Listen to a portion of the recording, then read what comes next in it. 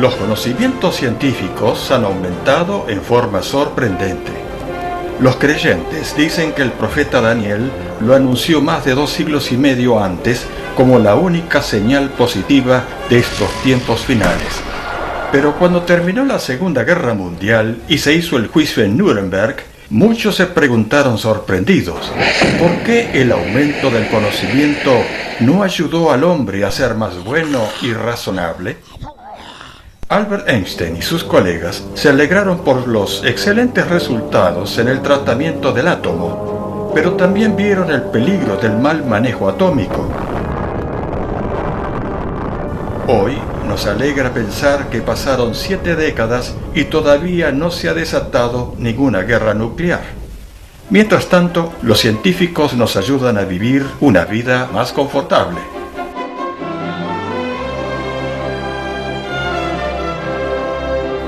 Los medios de comunicación anuncian inventos sorprendentes.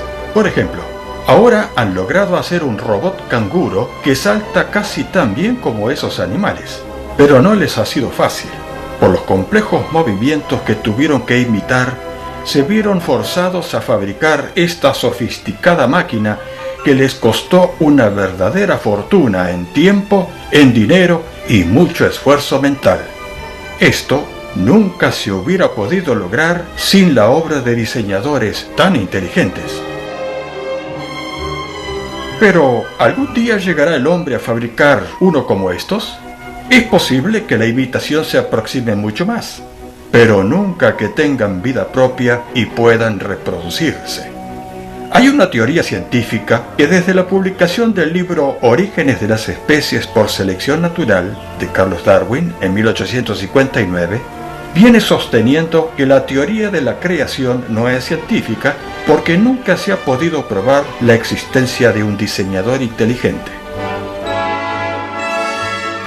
Darwin probó que la fijeza de las especies, como anunciaban algunos religiosos, no es real. Él mismo tenía una Biblia, por eso sabía que la existencia de las razas humanas a partir de una sola pareja era prueba de que hay variación en las especies. Y lo probó después, en sus investigaciones viajando por el mundo.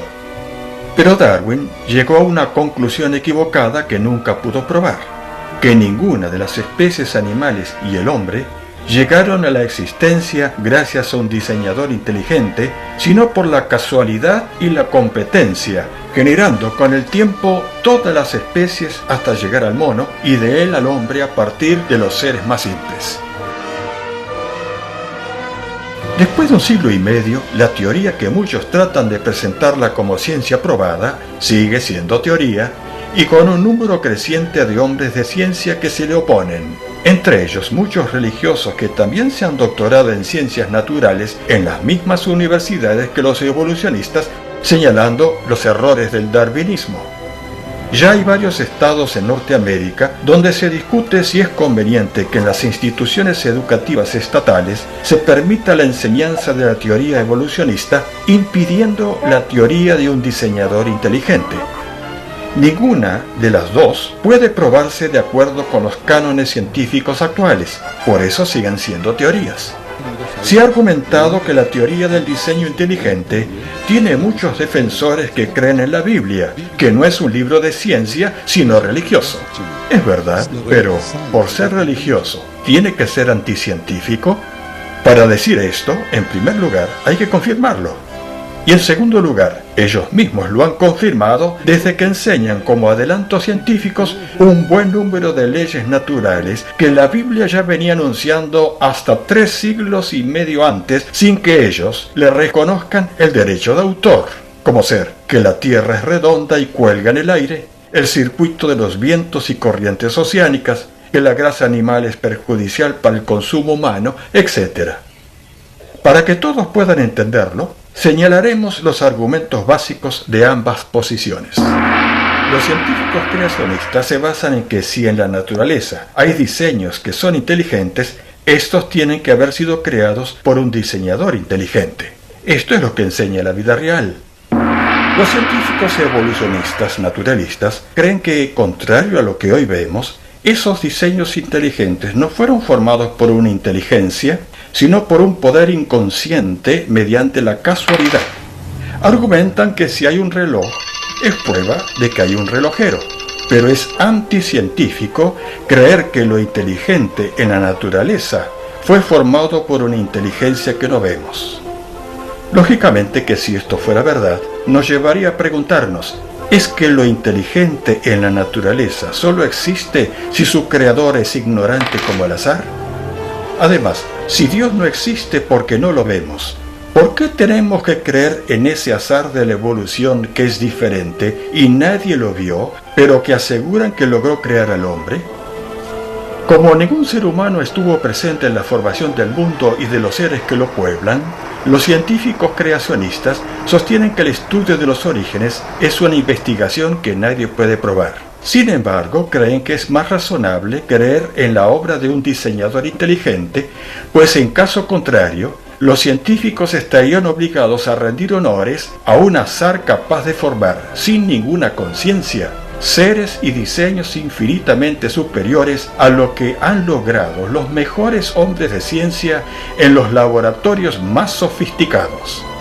Si esto fuera cierto, ¿para qué estudiaron en universidades y recibieron títulos de ciencia cuando al hacer las cosas mediante la casualidad hubieran logrado muchísimo más? Los evolucionistas reconocen que esto no parece tener lógica. Y el problema se agrava teniendo en cuenta que su teoría va contra la segunda ley de la termodinámica, que dice que sin una inteligencia todo se enfría y se descompone.